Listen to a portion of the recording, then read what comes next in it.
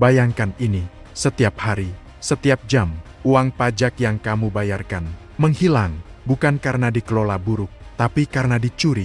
Dan yang lebih mengejutkan dari semua uang yang dicuri itu, lebih dari 90% tidak pernah kembali.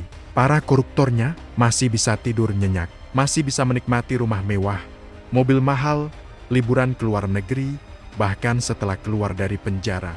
Lalu, tiba-tiba, seorang wakil presiden termuda dalam sejarah Indonesia berbicara di YouTube pribadinya, koruptor harus dimiskinkan.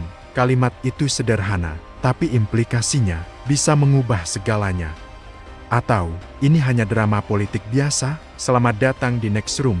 Dan hari ini, kita bedah tuntas, apakah pernyataan Gibran soal RUU perampasan aset ini sungguh-sungguh, atau hanya angin lalu yang tidak akan pernah menjadi hujan.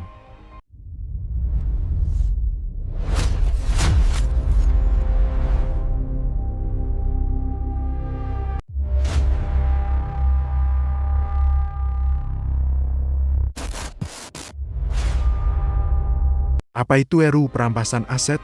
Sebelum kita bicara lebih jauh soal Gibran, kita perlu paham dulu, apa sebenarnya RUU perampasan aset ini? RUU perampasan aset adalah rancangan undang-undang yang memberi negara kewenangan untuk menyita dan merampas harta kekayaan yang terbukti berasal dari tindak pidana termasuk korupsi, narkotika, pertambangan ilegal, pembalakan liar, hingga perdagangan orang bahkan tanpa harus menunggu putusan pidana terhadap pelakunya. Ini yang disebut Non-Conviction Based Asset Forfeiture, sebuah instrumen hukum yang sudah diatur dalam United Nations Convention Against Corruption (UNCAC) tahun 2003 dan sudah diratifikasi oleh Indonesia sendiri. Artinya, kalau seorang koruptor kabur ke luar negeri atau meninggal dunia sebelum divonis, asetnya tetap bisa disita oleh negara. Kedengarannya canggih, ya? Tapi masalahnya, RUU ini sudah dibahas sejak era Presiden SBY, sudah belasan tahun, dan hingga hari ini belum juga disahkan. Kenapa? Itu yang akan kita kupas. Pernyataan Gibran, apa yang benar-benar dia katakan? Pada Jumat, 13 Februari 2026, Wakil Presiden Gibran Raka Buming Raka mengunggah sebuah video di kanal YouTube pribadinya, Gibran TV. Dalam video yang telah ditonton lebih dari 15.000 kali dalam 2 hari pertama itu, Gibran menyampaikan beberapa poin krusial. Pertama, ia menyebut korupsi sebagai kejahatan luar biasa yang tidak hanya menghambat pertumbuhan ekonomi, tetapi juga merusak iklim investasi dan menurunkan kualitas layanan publik. Kedua, ia menegaskan bahwa Indonesia kehilangan sangat besar dari korupsi dan yang kembali ke kas negara hanya sebagian kecil. Mengutip datanya, lebih dari 90% menguap begitu saja, bahkan masih bisa dinikmati oleh pelaku dan kerabat pelaku. Ketiga, dan ini yang paling mengejutkan, banyak pihak Gibran secara terbuka menyatakan, jika kita sungguh-sungguh ingin memberantas korupsi, maka koruptor harus dimiskinkan. Dan ia menambahkan bahwa komitmen Presiden Prabowo sudah jelas dalam mendorong pengesahan RUU ini. Terdengar heroik, terdengar berani, tapi ada satu hal yang langsung memancing reaksi para pengamat politik. Kenapa pernyataan krusial ini dari seorang wakil Presiden Republik Indonesia disampaikan melalui akun YouTube pribadi dan bukan melalui jalur resmi kenegaraan? Menurut kalian, apakah wajar seorang wapres menyampaikan kebijakan negara melalui YouTube pribadinya? Tulis pendapat kalian di kolom komentar. Hari ini kita bicara tentang sebuah fenomena yang menjadi hambatan terbesar dalam kemajuan pembangunan, yaitu korupsi. Korupsi adalah kejahatan luar biasa yang tidak hanya menghambat pertumbuhan ekonomi, tapi juga menciptakan ketidakpastian iklim investasi, menurunkan kualitas layanan publik, dan lebih berat lagi, merugikan masyarakat secara luas. Kita semua harus menyadari bahwa anggaran negara, anggaran daerah yang berasal dari pajak yang dibayar oleh masyarakat Indonesia harus dipergunakan setiap rupiahnya untuk kepentingan dan kesejahteraan masyarakat. Berdasarkan data dari ICW, selama periode 2013 sampai 2022, potensi kerugian negara akibat korupsi mencapai 238 triliun rupiah. Dan berdasarkan kasus yang ditangani Kejaksaan, potensi kerugian negara akibat korupsi di tahun 2024 mencapai 310 triliun rupiah. Namun, sayangnya hanya 1,6 triliun rupiah yang mampu dikembalikan ke kas negara. Artinya, pengembalian aset negara yang dikorupsi sangat sulit untuk dilakukan. Dan lebih dari 90% menguap begitu saja. Bahkan justru tetap bisa dinikmati oleh pelaku dan kerabat pelaku. Memang penyimpangan ini tidak hanya terjadi di 1, 2, atau segelintir negara saja, tapi hampir semua negara mengalaminya. Namun, respon dari masing-masing negaralah yang menjadi penentu keberhasilan pemberantasan korupsi. Apalagi di era seperti sekarang ini, di mana kejahatan semakin terorganisir, bersifat lintas batas, dan melibatkan teknologi terkini. Sehingga aset-aset hasil korupsi bisa digelapkan, bisa dilakukan pencucian yang mengakibatkan aset-aset tersebut sulit terlacak dan terdeteksi. Oleh sebab itu, Indonesia sangat perlu memperkuat sistem hukumnya agar mampu mengembalikan aset negara, membuat jera para pelaku, serta melindungi masyarakat dari potensi kerugian akibat korupsi. Teman-teman, komitmen dari Bapak Presiden sebagai pucuk pimpinan negara sudah sangat jelas, yaitu mendorong penuh pemberantasan korupsi dan pengesahan RUU perampasan aset. Kerugian negara yang dia timbulkan, ya harus dikembalikan. Makanya aset-aset pantas kalau negara itu menyita. Ini bukan sekedar pernyataan biasa, tapi kesungguhan Bapak Presiden untuk memerangi korupsi dengan instrumen hukum baru yang bisa membawa manfaat besar bagi bangsa. Jika kita sungguh-sungguh ingin memberantas korupsi, maka koruptor harus dimiskinkan.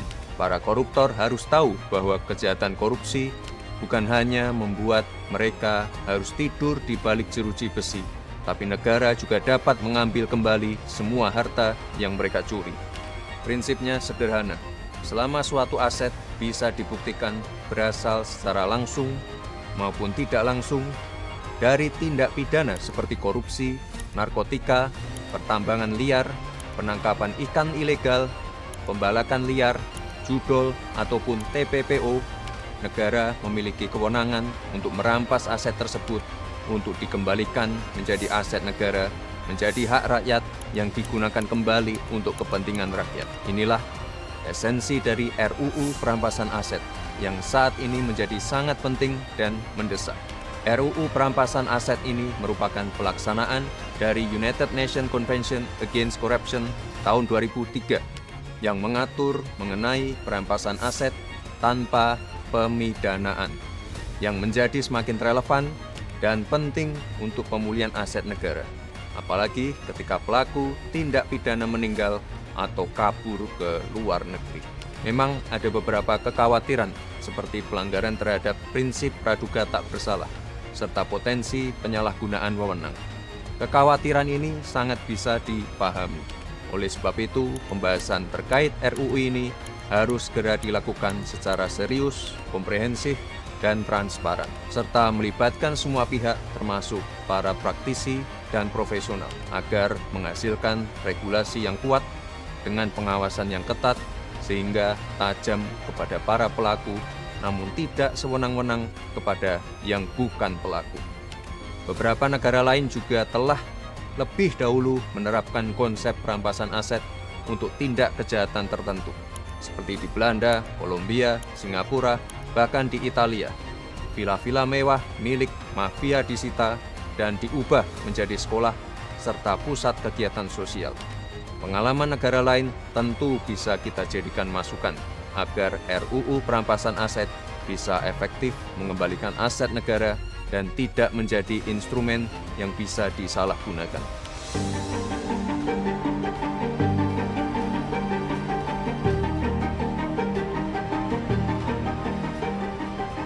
Oleh sebab itu, mari bersama kita kawal proses ini agar apa yang menjadi kekayaan dan aset negara dapat kembali kepada negara dan sepenuhnya bisa digunakan bagi kepentingan dan kesejahteraan masyarakat tanpa adanya penyalahgunaan kewenangan.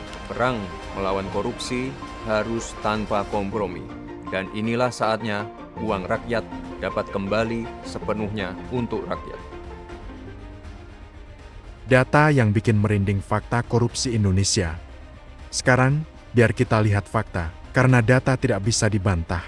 Berdasarkan laporan Indonesia Corruption Watch (ICW) yang dirilis September 2025, sepanjang tahun 2024, aparat penegak hukum gabungan KPK, kepolisian, dan kejaksaan hanya menangani 364 kasus korupsi dengan 888 tersangka. Angka ini turun 54% dibandingkan tahun 2023. Tapi yang lebih mengejutkan, meskipun jumlah kasus turun, potensi kerugian negara justru melonjak drastis mencapai 279,9 triliun rupiah. Sebagian besar sekitar 271 triliun rupiah atau 96,8% berasal dari satu kasus saja. Korupsi tata niaga komoditas timah di PT Timah Tbk. Ini bukan statistik biasa. Ini adalah cermin betapa bobroknya sistem pemulihan aset kita saat ini dan betapa mendesaknya RUU perampasan aset untuk segera disahkan. Kenapa RUU ini tidak kunjung disahkan? Pertanyaan yang paling penting, kalau RUU ini sepenting itu, kenapa DPR tidak kunjung membahasnya? Jawabannya ternyata lebih absurd dari yang kamu bayangkan. Presiden Prabowo sudah mendorong pengesahan RUU ini sejak 1 Mei 2025 dalam peringatan Hari Buruh di Monas. Sudah setahun lebih, tapi DPR selalu punya alasan. Pertama, DPR bilang mereka harus menyelesaikan RKUHP dulu. RKUHP disahkan 18 November 2025. Lalu, DPR bilang mereka fokus ke RUU penyesuaian pidana. RUU itu juga selesai akhir 2025. Dan sekarang RUU perampasan aset masih belum bergerak. Dalam rapat balik DPR tanggal 10 Februari 2025, RUU ini baru dijanjikan akan dibahas bersamaan dengan RUU Hukum Acara Perdata dengan target selesai tahun 2025. Target, bukan kepastian. Dan yang lebih ironis, ini bukan lagi inisiatif pemerintah melainkan inisiatif DPR sendiri, setelah dialihkan, berdasarkan evaluasi prolegnas September 2025. Artinya DPR yang harus bikin draft dan naskah akademiknya terlebih dahulu sebelum bisa dibahas bersama pemerintah. Lingkaran yang tak berujung. Tanggapan pengamat politik apa kata para ahli? Pernyataan Gibran tidak luput dari sorotan para pengamat. Dan respons mereka cukup tajam. Pengamat politik Adi Praitno, yang tampil dalam program Satu Meja The Forum di Kompas TV pada 18 Februari 2026, menyampaikan pandangan yang mengejutkan. Menurutnya, Gibran seolah berbicara atas nama pribadi bukan sebagai representasi resmi negara, karena pernyataan itu disampaikan melalui akun YouTube pribadi, bukan kanal resmi pemerintah. Adi Praitno bahkan menegaskan bahwa pernyataan melalui media sosial pribadi, dalam pandangannya, tidak lebih dari sekadar komentar seorang pengamat kebijakan publik bukan langkah konkret seorang wakil presiden. Yang lebih tajam lagi, ia mengingatkan, pemerintah saat ini memiliki hampir 100% kekuatan di DPR. Berbeda dengan era sebelumnya yang selalu ada hambatan oposisi RUU kontroversial seperti revisi Undang-Undang KPK, Undang-Undang Cipta Kerja, bahkan Undang-Undang Pilkada, bisa diselesaikan dalam waktu singkat ketika pemerintah dan DPR mau duduk bersama. Jadi pertanyaannya bukan bisa atau tidak, tapi mau atau tidak. Sementara itu, Mahfud MD, mantan Menko Polhukam, pernah menyampaikan kekhawatiran Megawati Soekarnoputri soal RUU ini. Secara prinsip setuju, tapi khawatir regulasi ini akan disalahgunakan aparat penegak hukum untuk memeras pihak yang sedang diinvestigasi agar asetnya tidak disita, cukup bayar. Kekhawatiran ini sangat valid, dan ini pula yang membuat Gibran sendiri mengakui perlunya pembahasan yang serius, komprehensif, dan transparan sebelum RUU ini disahkan. Kamu percaya tidak kalau RUU perampasan aset benar-benar disahkan? Apakah penegak hukum kita bisa dipercaya untuk tidak menyalahgunakannya? Ayo diskusi di komentar. Analisis mendalam Gibran sungguh-sungguh atau politik pencitraan? Sekarang kita masuk ke analisis yang paling krusial. Kita tahu Gibran adalah wapres termuda dalam sejarah Indonesia. Lahir pada 1 Oktober tahun 1987, kini berusia 38 tahun. Sebelumnya menjabat wali kota Surakarta hanya 2 tahun sebelum mencalonkan diri sebagai wapres. Pengalaman yang oleh banyak pengamat dinilai sangat minim untuk jabatan sebesar ini. Ia juga dikenal lebih banyak tampil di media sosial dan mengunjungi proyek-proyek fisik dibandingkan terlibat langsung dalam isu-isu hukum dan kebijakan substantif. Itulah mengapa pernyataannya soal RUU perampasan aset ini terasa mengejutkan bahkan bagi banyak kalangan yang selama ini mengikuti gerak-geriknya. Ada 2 cara membaca pernyataan ini. Bacaan pertama optimistis. Gibran mulai menemukan suaranya sebagai wakil presiden. Ia mencoba mendorong sebuah kebijakan anti korupsi penting yang sudah terlalu lama tertunda. Ini bisa jadi sinyal bahwa generasi baru kepemimpinan mulai memahami urgensi reformasi struktural. Bacaan kedua skeptis. Pernyataan ini adalah political positioning, cara Gibran membangun citra sebagai pemimpin yang peduli anti korupsi tanpa harus turun langsung ke arena politik yang sesungguhnya. Berbicara di YouTube lebih aman daripada memanggil ketua-ketua fraksi DPR ke meja negosiasi. Dan yang membuat bacaan kedua ini lebih kuat, Presiden Prabowo sudah lebih dulu berbicara soal ini sejak Mei 2025, tapi DPR tetap tidak bergerak. Kalau pernyataan Presiden pun tidak cukup mendorong DPR, kenapa pernyataan melalui YouTube seorang wapres akan lebih efektif? Ini bukan kritik untuk menjatuhkan. Ini pertanyaan yang sangat valid dari rakyat yang sudah terlalu lama menunggu. Apa yang seharusnya dilakukan? Lalu, apa yang sebenarnya dibutuhkan? Dekan Fakultas Hukum Universitas Brawijaya, An Eko Widiarto, menegaskan bahwa DPR harus memprioritaskan pembahasan RUU perampasan aset di atas RUU lainnya. Menurutnya, efektivitas sebuah hukum tidak hanya ditentukan oleh substansinya, tapi juga oleh struktur penegakan hukumnya, budaya, hukum masyarakat, dan tersedianya sarana pendukung. Artinya, RUU ini tidak bisa berdiri sendiri. Harus ada reformasi di tubuh penegak hukum secara bersamaan, agar instrumen baru ini tidak justru menjadi senjata baru untuk korupsi gaya lain. ICW sendiri mendesak agar DPR dan pemerintah segera membahas dan mengesahkan RUU perampasan aset sebagai prioritas utama. Seluruh kasus korupsi besar, bukan hanya korupsi kecil di level desa, ditangani dengan serius dan transparan. Sistem pemulihan aset diperkuat dengan teknologi dan kerjasama lintas negara. Karena faktanya, korupsi lintas batas sudah semakin canggih. Aset bisa disembunyikan di luar negeri dalam hitungan jam. Tanpa instrumen hukum yang kuat, semua upaya pemberantasan korupsi hanya akan menjadi teater. Menurut kamu, siapa yang paling bertanggung jawab atas mandeknya RUU perampasan aset ini? DPR, pemerintah, atau keduanya? Tulis di komentar dan tag teman kamu yang harus tahu soal ini.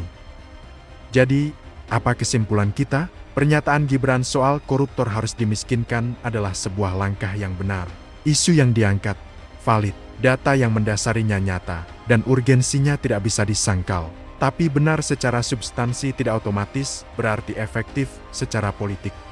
Selama pernyataan ini hanya berhenti di YouTube dan tidak berubah menjadi tekanan politik yang nyata, pertemuan konkret dengan pimpinan partai, atau tindakan legislasi yang terukur, maka ini hanya akan menjadi konten yang viral lalu terlupakan. Yang rakyat butuhkan bukan seorang wapres yang paham masalah.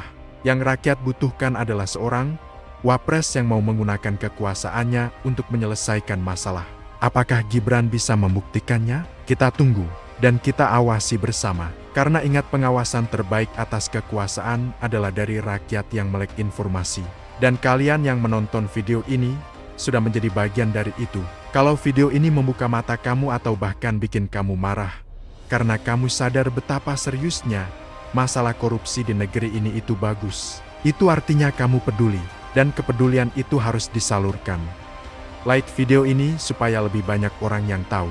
Komentar pendapatmu, diskusi di sini adalah bentuk demokrasi yang nyata. Subscribe dan nyalakan notifikasi karena Nextroom tidak akan berhenti membedah isu-isu yang jarang dibahas dengan jujur.